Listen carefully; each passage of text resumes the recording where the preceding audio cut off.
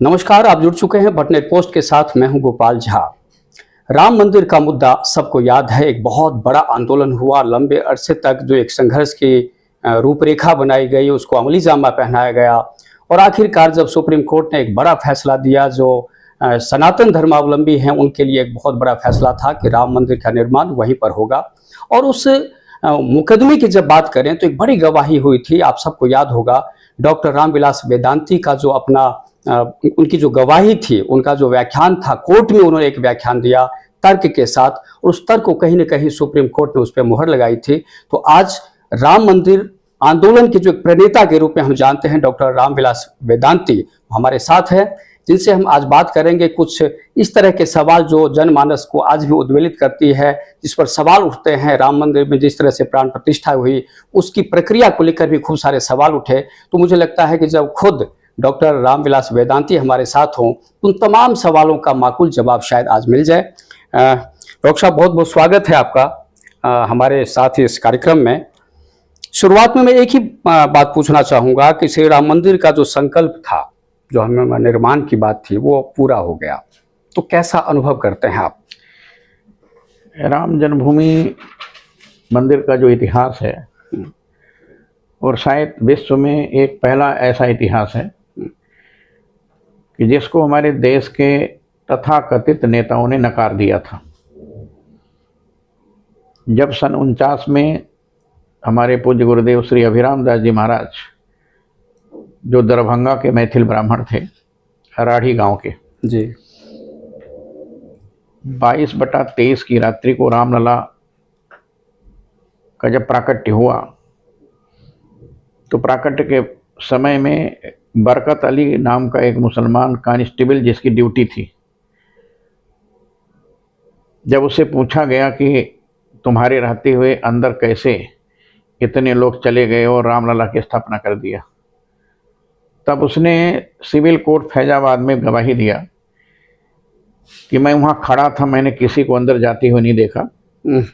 अचानक 12 बजे घड़ी घंट बजने लगा और इतना तेज प्रकाश था कि उस प्रकाश में मैं देख नहीं पाया। जब प्रकाश बंद हुआ तो देखा रामलला विराजमान है,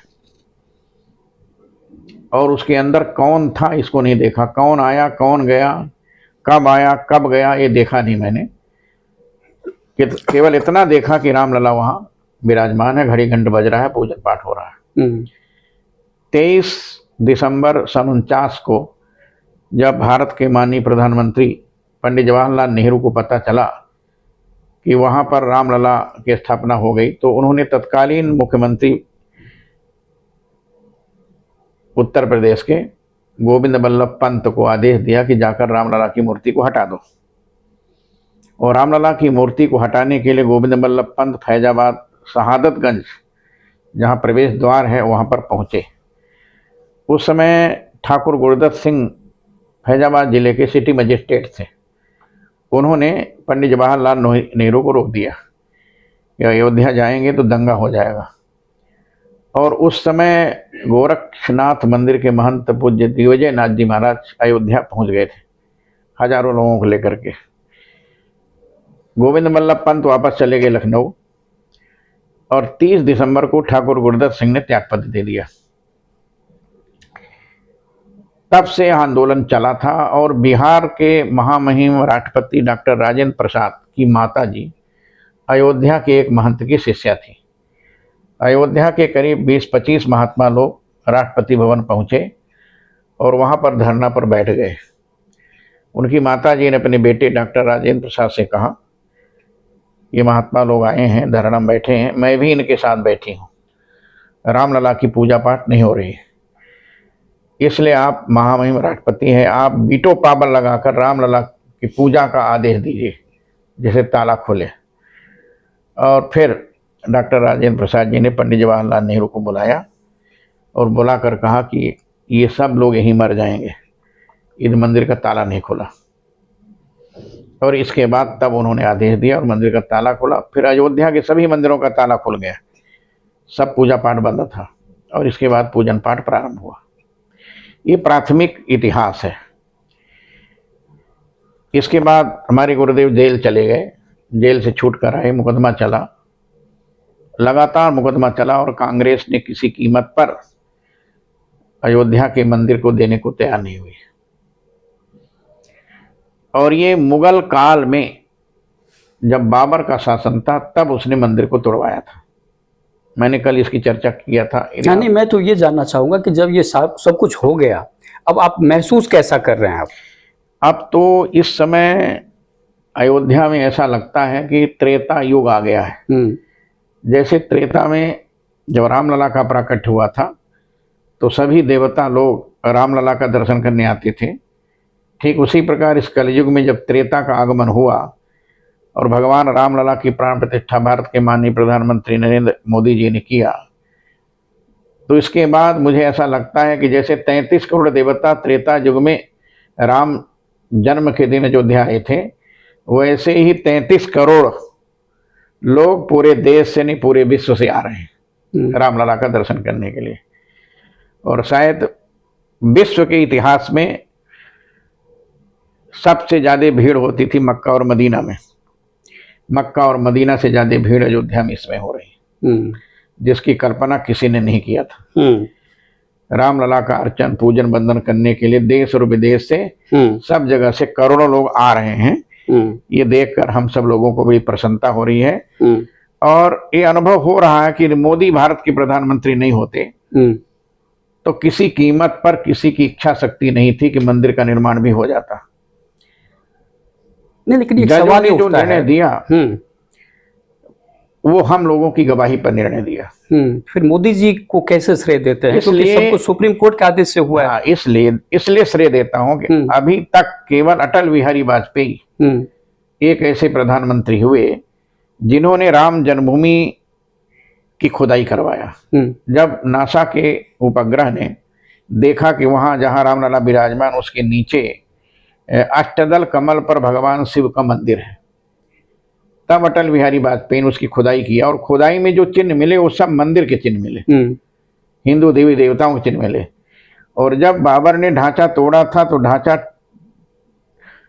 टूटते समय 14 कसौटी के खंभे थे। क्योंकि मैं सन 68 में जब अयोध्या आया तो मैंने रामलला की पूजा किया वहाँ। ठीक है।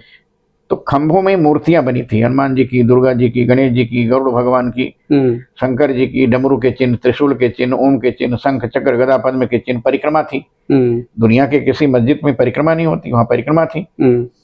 तो इन सब का आधार लेकर मैंने वाल्मीकि रामायण पर पीएचडी किया और वाल्मीकि रामायण के आधार पर ही मैंने गवाही दिया। ठीक है। और जो गवाही मैंने प्रस्तुत किया वही गवाही गई सुप्रीम कोर्ट।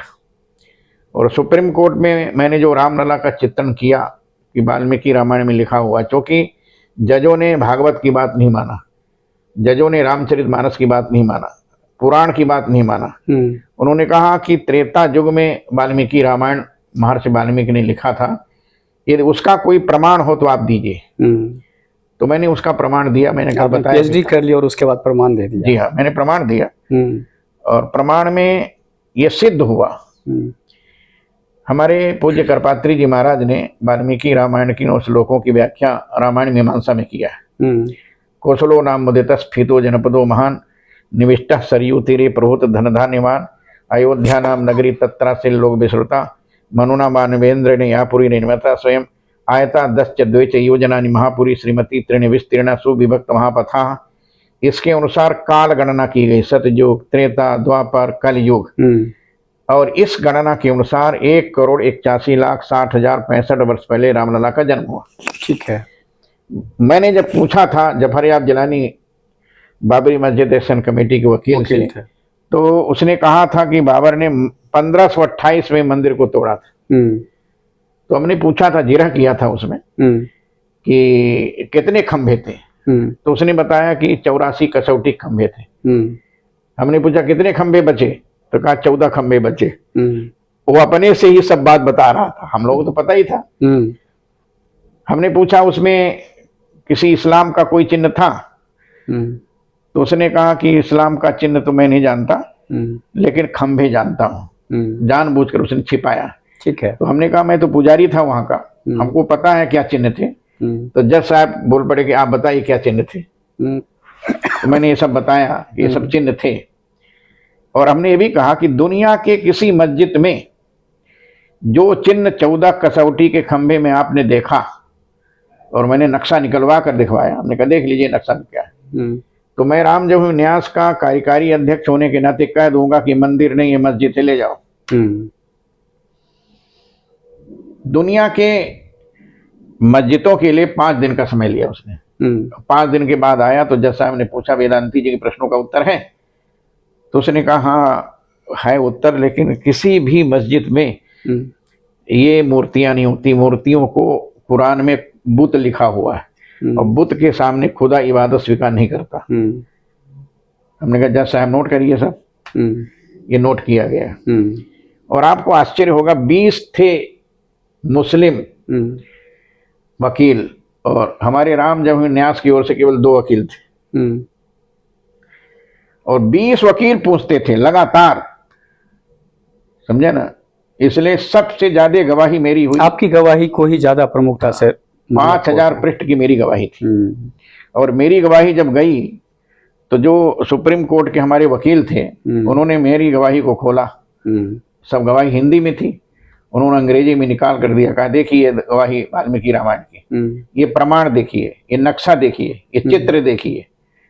नक्शा को देखकर, गवाही को देखकर, चित्र को देखकर, राम जन्मभूमि परिसर को देखकर, मैंने बताया था यहाँ समाधि है अगस्त ऋषि की, यहाँ वशिष्ठ की समाधि, यहाँ विश्वामित्र की समाधि, यहाँ भरद्वाज ऋषि की समाधि, ये समाधियाँ थी वहाँ अयोध्या में सबकी समाधि थी। इन्होंने लिखित दिया था कि वहाँ पर कब्र थी, कब्रिस्तान था। ठीक है। जो हमारे महात्माओं की समाधियों को ये कब्र बता रहे थे। कब्र का चिन्ह अलग होता है और समाधियों का चिन्ह अलग होता है। वहाँ मंदिर के छोटे छोटे गुम्बज बने हुए थे। हमने कहा दुनिया के किसी भी देश में मंदिर के गुम्बज ऐसे नहीं होते। ठीक है। ये मंदिर मस्जिद के गुम्बज नहीं होते, मंदिर के गुम्बज हैं। और वो चित्र थे सबके, मैंने दिखाया सबको।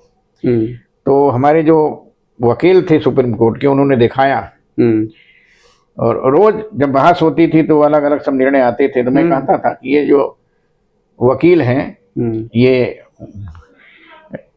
रहने वाले नॉर्थ ईस्ट के हैं, इनके पिताजी कांग्रेस के सांसद थे, मंत्री थे, समझे ना।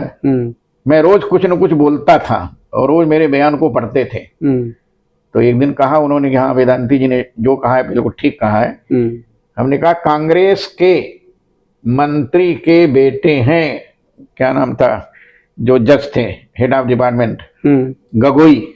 हमने कहा गगोई से पूछिए पहले उन्होंने क्या पढ़ा है, क्या देखा है, क्या सुना है। नहीं तो उसमें एक है डॉक्टर साहब कि कांग्रेस और बीजेपी कहाँ से आ जाती है यहाँ? देखिए आ जाती है। देखिए आपको याद होगा कि हमारा एक वकील था जो कल्याण सिंह का उत्तर प्रदेश का वकील था। जब सुप्रीम कोर्ट में बहस के लिए उसको हम लोगों ने लगाया तो कांग्रेसियों ने ऑब्जेक्शन किया। ये कल्याण सिंह भाजपा के मुख्यमंत्री थे, उनका वकील है, इसलिए इस वकील को उस गवाही में न रखा जाए। अच्छा। तो मैंने इसका उत्तर दिया था। उसका आपने कोर्ट का बिल्कुल उत्तर दिया था कि ठीक है कल्याण सिंह मुख्यमंत्री थे और उनका जो वकील था सुप्रीम कोर्ट में नहीं रह सकता, तो फिर गगोई कैसे रह सकते हैं? ठीक है। गगोई सुप्रीम कोर्ट के हेड ऑफ डिपार्टमेंट हैं और उनके पिताजी कांग्रेस के मुख्यमंत्री थे। चलिए वो तो भाजपा के हो गए, गगोई साहब भी भाजपा के हो गए। अब हुए ना। हाँ तब वो बिल्कुल बहुत तिलमिलाए। हाँ। चलिए डॉक्टर साहब एक बात बताइए कि जैसे आपका एक बयान आया था, आपने कहा था कि ये जो अयोध्या का जो मंदिर बनाएंगे उसमें 1111 फुट ऊंचा मंदिर बनाएंगे ताकि लोग इस्लामाबाद से देख सकें, चाहे आप काठमांडू से देख सकें, चाहे वो कोलंबो से देख सकें। मैंने कहा था। इसका अर्थ क्या है? देखिए मैं गया था कोलंबो, जाफना, हमको राष्ट्रीय स्वयं सेवक संघ भेजा था। वहाँ जो तमिल मारे गए थे उनके बच्चे अनाथ हो गए थे सब। कई लाख लोग मारे गए थे, हजारों में नहीं मारे गए थे। तो उनके अनाथ बच्चों के संरक्षण के लिए हमको भेजा गया था भारत से, और मलेशिया से आए थे और श्रीलंका के लोग थे। तो मेरी मीटिंग लगी थी वहाँ पर, 5 बड़ी बड़ी सभा थी। जब जाफना मंदिर गया तो देखा मैं 251 फुट ऊंचा और 500 एकड़ में। देखा देखिए इतना बड़ा मंदिर लंका में बना हुआ है। और तो मैंने ये बयान दिया था कि जब नक्शा बना था उसमें महंत वेद्यनाथ जी थे और हमारे स्वामी वामदेव जी थे, सतमित्रानंद जी थे, मैं था। इन सब लोगों ने निर्णय लिया था, अशोक सिंघल जी, मोरोपंत पिंगले जी, आचार्य गिरिराज किशोर जी, ये सारे लोग थे। पैसा मेरे पास केवल 20 करोड़ रुपया था उस समय बस। तो 20 करोड़ रुपया में इतना बड़ा मंदिर बन नहीं सकता था, इसलिए उसकी ऊंचाई उस समय हम लोगों ने जो निश्चित किया था 121 फुट थी। ठीक है। लेकिन इस समय मेरे पास पैसा इतना ज्यादा आ गया कि हम विश्व का सबसे ऊंचा सबसे बड़ा मंदिर बना सकते हैं, जो इस्लामाबाद से दिखाई दे, काठमांडू से दिखाई दे, जो श्रीलंका से दिखाई दे, बांग्लादेश से दिखाई दे, कलकत्ता से दिखाई दे, ऐसा मंदिर। अथवा यदि इतना बड़ा नहीं बना सकते हैं तो अयोध्या के किसी कोने में हम खड़े हों तो मंदिर का शिखर दिखाई दे।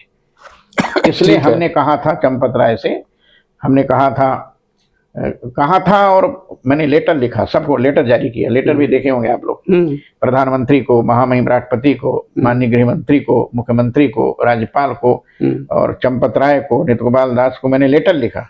उसमें लेटर लिखा कि जब मंदिर का श्री गणेश हुआ था, अशोक सिंघल जी मेरे यहाँ रहते थे, राजमाता विजयराजे सिंधिया जी और डॉक्टर मुरली मनोहर जोशी जी, ये सब मेरे पास ही रहते थे, सब वहीं आते थे।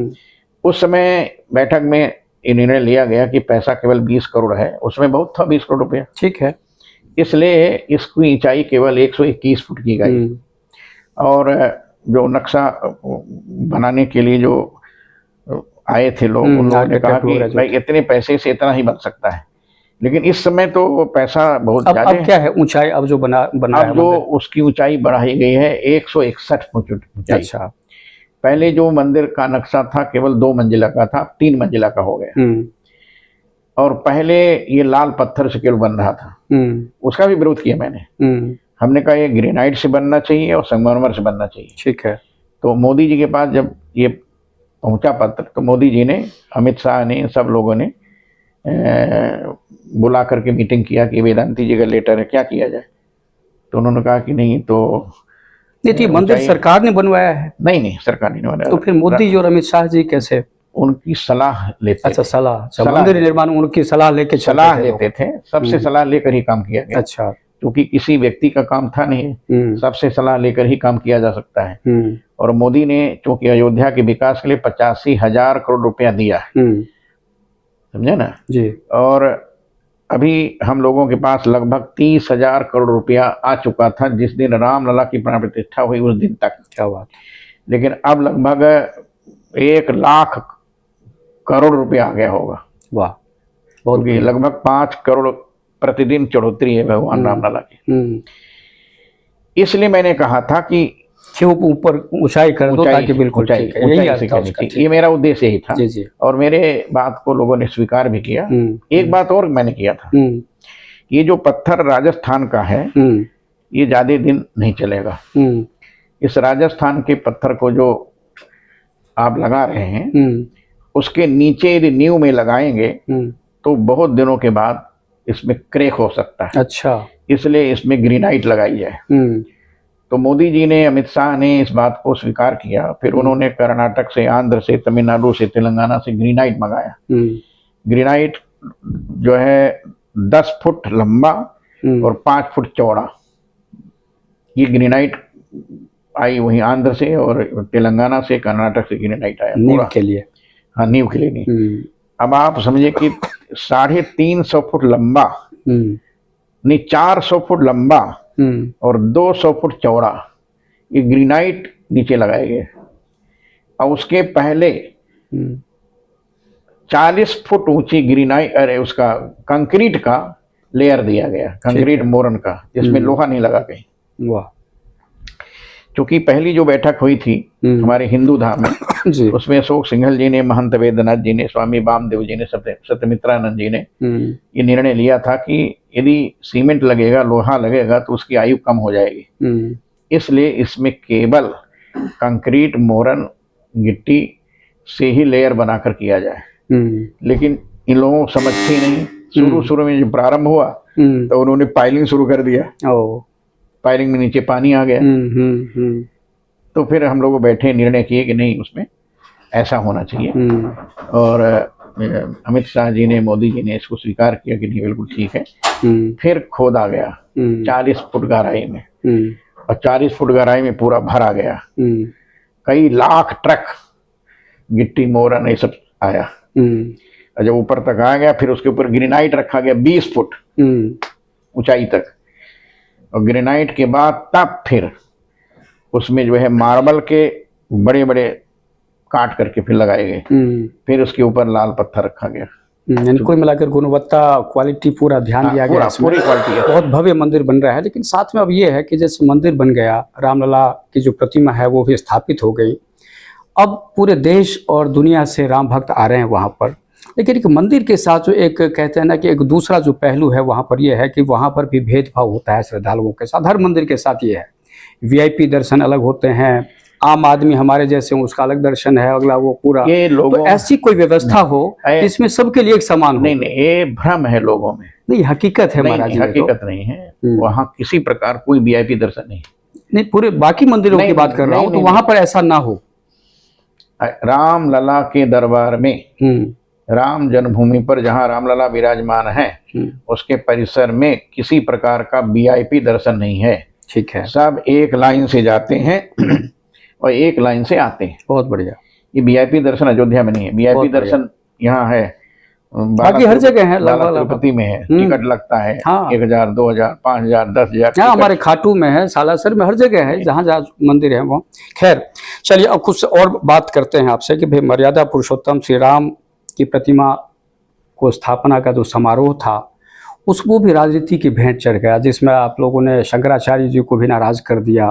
क्या कहते हैं? देखिए मैं बताऊं, शंकराचार्य को किसी ने नाराज नहीं किया। स्वामी निश्चलानंद सरस्वती मेरे सहपाठी जी, हम लोग साथ साथ पढ़ते थे पूज्य कृपात्री जी के यहाँ भागवत जी। कुछ गलती अपनी ओर से हुई कि जैसा आमंत्रण करना चाहिए था, शंकराचार्य मेरे देश के सबसे पूज्य सर्वोच्च है वो हमारे सनातन धर्म के, तो उनको पहला निमंत्रण दे करके उनसे भी सलाह लेनी चाहिए थी, क्या किया जाए क्या न किया जाए, कब किया जाए। लेकिन ये जो सलाह नहीं ली गई इससे उनके मन में थोड़ा असंतोष जी। लेकिन रामलला का विरोध उन्होंने नहीं किया। रामलला का विरोध तो कैसे कर सकता है? बिल्कुल कर मैंने कल अपने भाषण में कहा था जी, निश्चलानंद के गुरुजी स्वामी निरंजन देव जी हमेशा हमारे विश्व हिंदू परिषद की आलोचना करते थे, लेकिन जब हर की पैड़ी से हरि मंदिर का दर्शन करने हम लोग जा रहे थे तब वो अंबाला में मिले, पहला एक मंच साझा किया उन्होंने, और उन्होंने कहा कि अभी तक विश्वास नहीं था कि विश्व हिंदू परिषद मंदिर का निर्माण कराएगी, लेकिन आज इन संतों की यात्रा को देखकर हमको विश्वास हो गया है कि अब मंदिर बनेगा। ये निश्चलानंद सरस्वती जी अपने जीवन में एक बार केवल मंच पर आए, विश्व हिंदू परिषद के मंच में, समझे ना। स्वामी निश्चलानंद जी इस देश के सबसे बड़े विद्वान शंकराचार्यों में से जी जी, सबसे योग्य शंकराचार्य जी। क्योंकि हम लोग कृपात्री जी के साथ पढ़ते थे, वो भी पढ़ते थे, तो विद्यार्थियों को देखकर अनुमान हो जाता कौन कैसा है। ठीक है, स्वरूपानंद जी भी थे, मैं था, वो थे, तो करीब 25 महात्मा थे हम लोग पढ़ते थे। तो उनकी योग्यता के अनुसार सम्मान नहीं मिला, जबकि उनको सम्मान देना चाहिए, मिलना चाहिए था उनको, समझे ना, वो हकदार थे। हाँ, हकदार थे, उसके सम्मान के अधिकार थे। ये बात कहाँ चूक हुई, ये बात, ये सलाह हम लोगों से नहीं ली गई। ठीक है, महात्माओं सलाह नहीं ली गई। यदि सलाह ली जाती, और किसी को बिना पूछे सलाह देना भी नहीं चाहिए, ना पृष्ठक कसिचित ब्रुयान न चा न्यायन पृक्षता जानन न पि मेधावी जड़वल्लोके आचरेत। शास्त्र का वाक्य है जी, जब तक कोई न पूछे तब तक उसका उत्तर मत दो। बिल्कुल, जानता हुआ भी मेधावी पुरुष लोक में जड़वत रहता है। तो हम लोग सुनते रहे बस, केवल श्रोता बनकर कौन क्या बोल रहा है, कौन क्या कह रहा है, लेकिन प्रतिक्रिया कोई व्यक्ति नहीं किया। मतलब सत्ता में बैठे लोग ही फैसला करते रहे और महात्मा शांत हो गए। देखा जाए तो ये राम राज्य तो नहीं है महात्मा जी। देखिए मैं बताऊं, बात करते हैं, आप भी बार बार बात करते हैं कि राम राज्य की बात करते हैं, और राम की जो छवि है, राम जो हमारे आदर्श है, मर्यादा पुरुषोत्तम है, और जब मर्यादा के साथ ही छेड़छाड़ हो तो राम राज्य की बात हम कैसे कर सकते हैं? देखिए मैं बताऊं, मर्यादा का उल्लंघन हमारी भारतीय जनता पार्टी ने या विश्व हिंदू परिषद ने नहीं किया। और उनके पास में सभी शंकराचार्यों के पास में राम जन्मभूमि तीर्थ क्षेत्र की ओर से भेजे गए थे और उनसे मिले, बातचीत हुई। लेकिन उन लोगों ने कहा कि अब क्यों आए हो, जब तारीख का निर्णय करना था, तिथि का निर्णय करना था, तब तो मेरे पास नहीं आए, और जब सब निर्णय कर लिए तब आ रहे हो। इससे लोगों में असंतोष था। जी जी। बात सत्य भी थी कि उनसे भी तो राय लेनी। कुल मिलाकर मर्यादा का उल्लंघन तो हुआ है। देखिए, मर्यादा का उल्लंघन नहीं हुआ, मैं इसको मर्यादा का उल्लंघन नहीं मानता, लेकिन ये आवश्यक था कि देश के जो माने विद्वत वरिष्ठ लोग थे उनसे सलाह लेनी चाहिए थी। मर्यादा का अतिक्रमण नहीं हुआ, न मर्यादा का उल्लंघन हुआ, इसलिए कि मर्यादा पुरुषोत्तम की भूमि थी। वो मर्यादा पुरुषोत्तम भगवान राम की भूमि में अमर्यादित कोई काम नहीं हुआ, सारा काम मर्यादित हुआ है। और चूंकि इसका मैं गवाही हूँ, कोर्ट का भी गवाही, इसीलिए हम आपसे बात कर रहे हैं, और मंदिर का भी गवाही हूँ मैं। जी जी। डॉक्टर साहब, एक बात आपने कही थी बहुत पहले कि अयोध्या में जो बनने वाला मंदिर है, जो अब तो चलो बन गया है, वो दुनिया का सबसे भव्य होगा और एक अंतर्राष्ट्रीय पर्यटन स्थल बनकर उभरेगा, ये आपने बात कही थी जी, है ना। यहीं पर जिस शंकराचार्य जी की बात आपने कही, उन्होंने कोट किया था, आपकी बात पे नहीं, उन्होंने आशंका जताई कि जितने भी धार्मिक स्थल हैं वो पर्यटन का क्षेत्र कैसे बन सकता है। वो वहाँ तो लोग आस्था के साथ जाते हैं, और आप लोग यानी जो मंदिर न्यास से जुड़े लोग हैं वो उसको पर्यटन क्षेत्र बनाने पर तुले हुए हैं।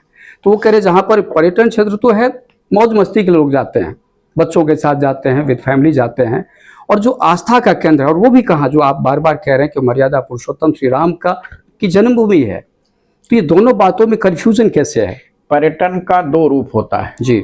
एक आध्यात्मिक पर्यटन होता है, सांस्कृतिक पर्यटन होता है। तो अयोध्या की भूमि को आध्यात्मिक और सांस्कृतिक पर्यटन बनाने का काम किया है। ठीक है। और ये अंतर्राष्ट्रीय स्तर पर, और इसीलिए अयोध्या के एयरपोर्ट का नाम भी महर्षि वाल्मीकि के नाम पर रखा गया है। महर्षि वाल्मीकि ने मर्यादा का संरक्षण करने के लिए सबसे पहले काव्यात्मक रचना किया था, और काव्यात्मक रचना का प्रारूप महर्षि वेदव्यास जी ने वाल्मीकि रामायण से ही लिया। जी। दुनिया के जितने भी कवि थे उन कवियों में अग्रगण्य आदिकाव्य महर्षि वाल्मीकि है, और इसलिए वाल्मीकि रामायण के आधार पर भारत के माननीय प्रधानमंत्री नरेंद्र मोदी जी ने अयोध्या के विकास का नक्शा तैयार किया, और उसमें अयोध्या के 14 कोस परिक्रमा के अंदर किसी प्रकार का मांस, मछली या मद्य का, ठीक है, पूरी तरह से निषेधात्मक आर्डर हो गया है। ठीक है। जो पर्यटक होते हैं, जैसे अन्य जगह पर्यटक जाते हैं, उनके लिए ये सब छूट रहती है, लेकिन अयोध्या में इस पर प्रतिबंध है। ठीक है। किसी होटल में, किसी भी जगह पर इसकी बिक्री नहीं हो सकती है, ये पूर्ण प्रतिबंध लग गया है। मतलब आपका जो आशय था वो सांस्कृतिक पर्यटन की बात कर रहे थे, सांस्कृतिक आध्यात्मिक पर्यटन। ठीक है। इसलिए सांस्कृतिक आध्यात्मिक अंतर्राष्ट्रीय पर्यटक अयोध्या बने, इसके लिए मैंने कहा था जी। और इसको मोदी जी ने स्वीकार किया, मैंने भाजपा ने स्वीकार किया, सरकार ने स्वीकार किया, और उत्तर प्रदेश के योगी आदित्यनाथ ने भी इसको स्वीकार किया, और उसके आधार पर सांस्कृतिक और आध्यात्मिक रूपरेखा प्रस्तुत करने के लिए अयोध्या में चारों ओर ऐसे दृश्य प्रस्तुत किए जा रहे हैं कि वहाँ के लोग आए तो सांस्कृतिक परिवेश में और आध्यात्मिक परिवेश में ही रहे। जी। ये डॉक्टर साहब, एक बड़ी आशंका ये जताई जा रही है कि बार बार जब बात आती है हिंदू धर्म, मुस्लिम, इस तरह की बातें खूब आजकल देख रहे हैं कि कट्टरता का जो आवरण है इतना बड़ा है धर्मों में। भारत जैसा देश जो बिल्कुल विविधताओं से भरा हुआ है, भाषा, संस्कृति, धर्म, जाति, इतने हम बटे हुए लोग हैं, वहाँ पर अगर किसी धर्म की राजनीति हम लोग करना शुरू कर देते हैं, चाहे हम करें, चाहे आप करें, चाहे कोई और धर्म वाला करे, तो इससे हमारी जो मूल भावना है, जो भाईचारा है, वो कहीं ना कहीं प्रभावित होती है और राष्ट्र खतरे में पड़ जाता है। क्या कहते हैं? भाईचारा का जो रूप भारत में है, विश्व के किसी देश में ऐसा नहीं है। जी।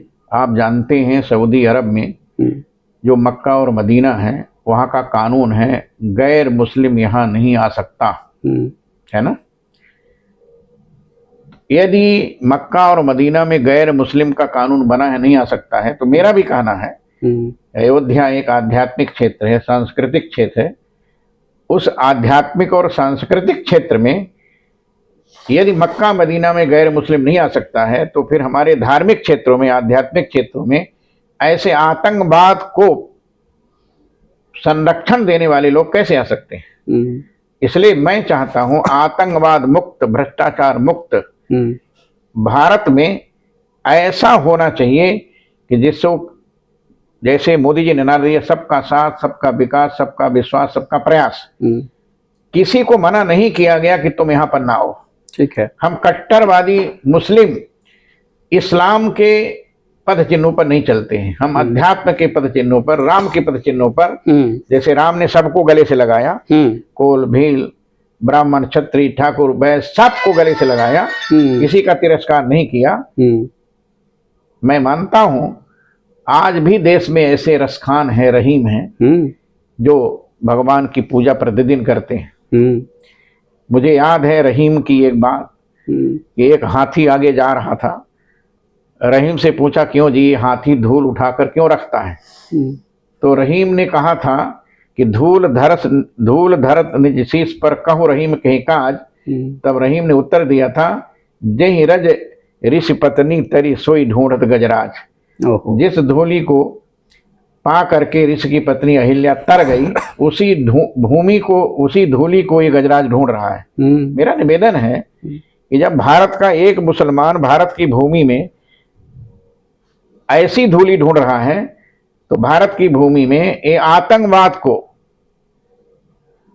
पनपाने वाले लोग, आतंकवाद को लेकर इस्लाम को बदनाम करने वाले लोग, इस्लाम की संस्कृति को बदनाम करने वाले लोग इस प्रकार क्यों कर रहे हैं? उन पर प्रतिबंध लगना चाहिए, मेरा कहना ये। ठीक है। मैं तो यहां तक कहा था कि ऐसे आतंकवादी जो इस्लाम के नाम पर देश के लोगों को गुमराह करते हैं, ऐसे लोगों को मताधिकार से वंचित कर देना चाहिए। कोई भी हो, इस्लाम ही क्यों, हिंदू भी हो सकता है, सिख भी हो सकता है, कोई भी हो सकता है। धर्म के नाम पे तो आतंक फैलाना ही नहीं चाहिए। चलिए डॉक्टर साहब, दो तीन बातें और मैं जानना चाहूँगा कि जैसे आप सांसद भी रह चुके हैं, जब आंदोलन को आप बिल्कुल मूर्त रूप दे रहे थे, आप चुनाव लड़ते हैं भारतीय जनता पार्टी से, आप चुनाव जीत जाते हैं। अब चूंकि मंदिर का जो निर्माण का जो सपना था आपका वो पूरा हो गया है, चुनाव भी बहुत नज़दीक है, तो अब कहाँ से चुनाव लड़ रहे हैं? नहीं, चुनाव की चर्चा ही मैंने बंद कर दिया, राजनीति नहीं करेंगे अब। सन 2004 में हमको अटल जी ने अमेठी से चुनाव लड़ा दिया जी। अब वेदांती जी कोई तैयार नहीं है तो आप लड़ जाइए। मैंने कहा ठीक है। और अशोक सिंघल जी मेरे पास में आए और कहा चलिए। अशोक सिंघल जी स्वयं हमको लेकर अमेठी गए और अशोक सिंघल जी 15 दिन अमेठी में रहे। और जो राहुल गांधी का अभियान था उसको रोकने में हम तैयार थे। वहाँ पर इसके पहले भाजपा लड़ती थी तो भाजपा का वोट 10,000, 20,000, 50,000 आता था। ठीक है, समझे ना। लेकिन मैं वहाँ गया तो मैं 1.5 लाख वोट पाया। और मुझे पहली बार 1.5 लाख वोट भाजपा को मिला, वहाँ पहली बार मिला। और जो आशा थी राहुल गांधी को मैं लाखों जीतूंगा, उसको आपने रोका, उसको रोक दिया। वो 60-65 राज्य जीते केवल। तो अब चुनाव नहीं लड़ेंगे आप कभी? नहीं, मेरी राजनीति छोड़ दी बिल्कुल ही? नहीं, देखिए राजनीति नहीं छोड़ा हूँ, लेकिन चुनाव लड़ना छोड़ दिया। चुनाव नहीं लड़ेंगे, चुनाव की राजनीति नहीं करेंगे, राजनीति नहीं। चलिए अब एक सनातन धर्म की बात कर लेते हैं कि सनातन धर्म को सबसे व्यापक धर्म माना गया, जहाँ पर बहुत ज़्यादा लचीलापन है। और कहा यह जा रहा है, जैसे आप लोग भी कई बार दावा करते हैं कि ये जो दौर है, जो आपने बातचीत में भी एक दर्शाने की कोशिश की कि ये हिंदुत्व का या सनातन धर्म का ये स्वर्ण काल आप लोग मानते हैं।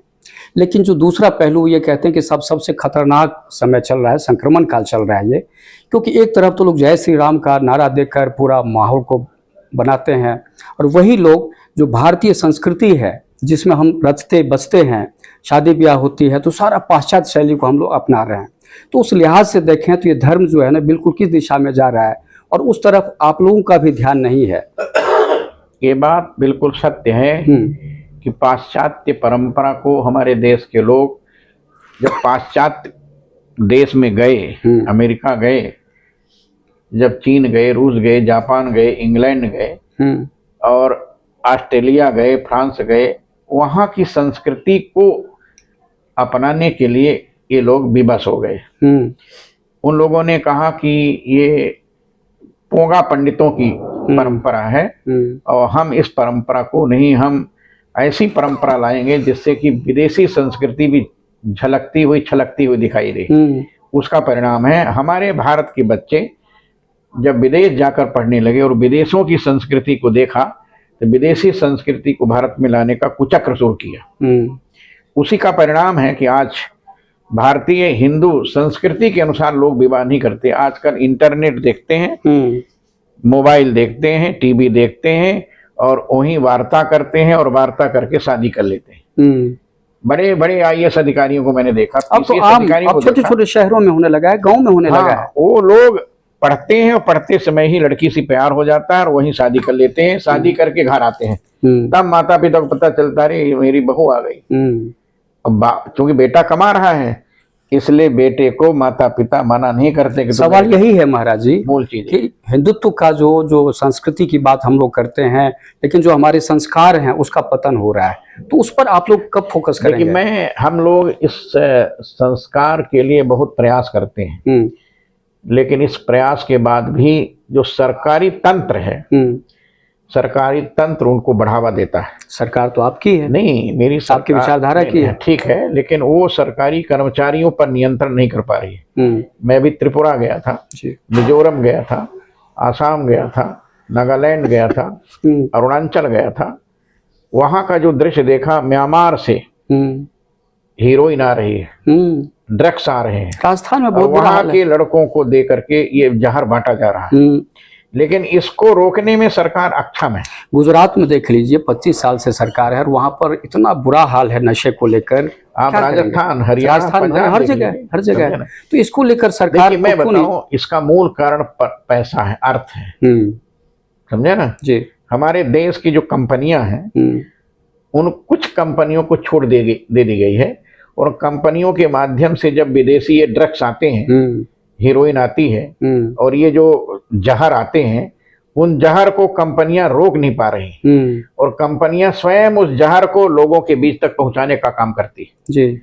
बिहार में शराब बंद हुई, लेकिन शराब मिल रही है, लेकिन बिहार में जितनी ज्यादा शराब बिकती है बिल्कुल उतनी ज्यादा शराब आपके राजस्थान में नहीं बिकती। हाँ, गुजरात में शराब बनती है, खूब सारे शराब लोग पी रहे हैं, समझे ना। बिल्कुल। मैं भी गया था वहाँ कुशीनगर, कुशीनगर से आगे गोपालगंज जिला है, गोपालगंज जिले में एक देवी मंदिर है जी, वहाँ दर्शन करने के जा रहे थे। तो क्योंकि जो बैरियल है, बैरियल तो सब खुले हुए हैं आजकल, कोई जांच होती नहीं, लेकिन वहाँ लाइन लगी थी 2 किलोमीटर ट्रकों की। तो हमने पूछा वहाँ के लोग, कहा यहाँ पर जो शराब जाती है उसके लिए ठेका बना हुआ है और वो पैसा लेते हैं और पैसा ले करके तब बड़े बड़े ट्रकों को पार कर जाते हैं। बिल्कुल बिल्कुल। और ट्रक जा करके रास्तों में रुकी रहती है और वहीं से दूसरी गाड़ी में लद करके गाँव जाती है। छोटे छोटे जो ट्रक नहीं होते, जी जी बिल्कुल, DCM आदि। हमने पूछा कि नीतीश को पता है? नीतीश को पता नहीं है, नीतीश को आराम से जाता है। ये शराबबंदी है, बस ये शराबबंदी। सरकार को भी नुकसान है, पब्लिक को भी नुकसान है।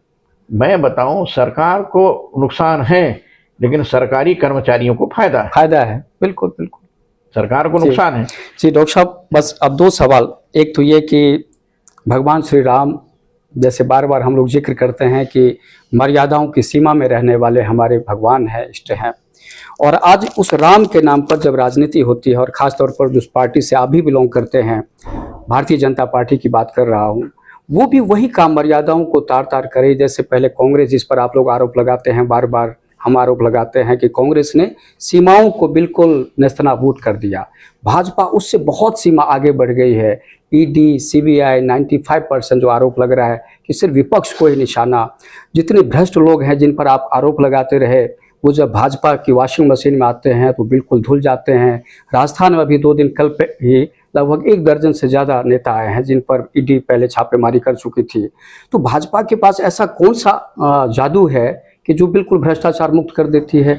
देखिए, मैं बताऊं, ये तो पूछना चाहिए जो भाजपा के मूल पदाधिकारी हों। आप तो देखिए शीर्ष लोग हैं, आप महात्मा लोग हैं, राजनीति भी करते हैं, इसीलिए आपसे ये बात मैं सुनता रहता था जी। मोदी जी जब 2014 में आए थे जी, तब उन्होंने कहा था कि मैं कांग्रेस मुक्त भारत बनाऊंगा।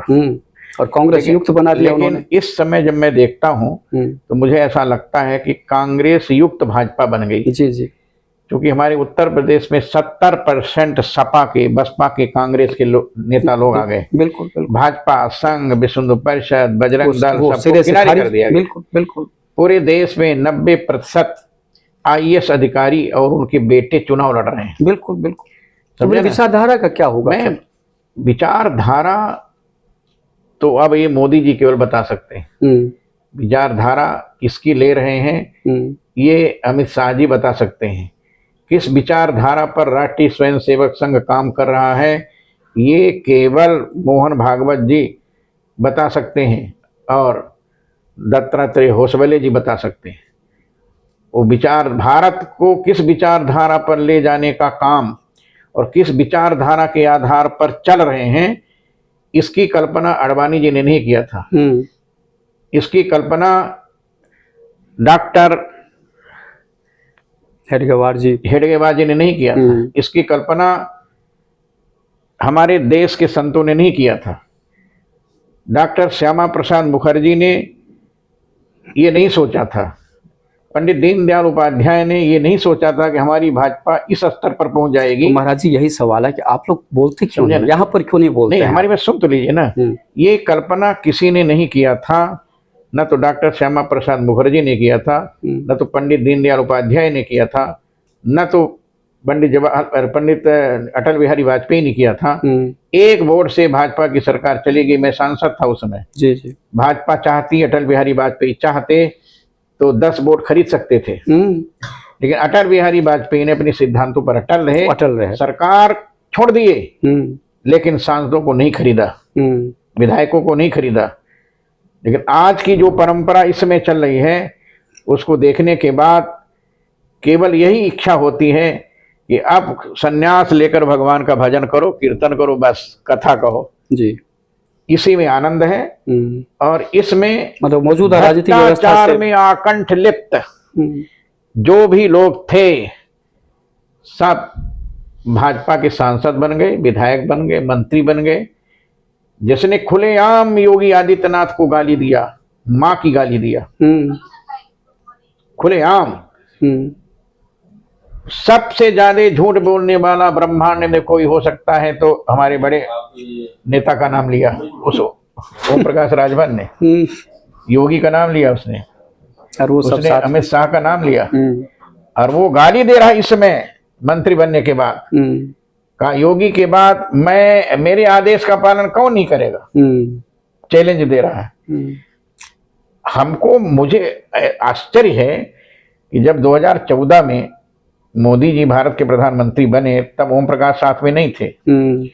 जब 2019 में मोदी जी भारत के प्रधानमंत्री बने तब भी नहीं था ओम प्रकाश राजभर साथ में, तब भी राजभर का वोट मिलता था।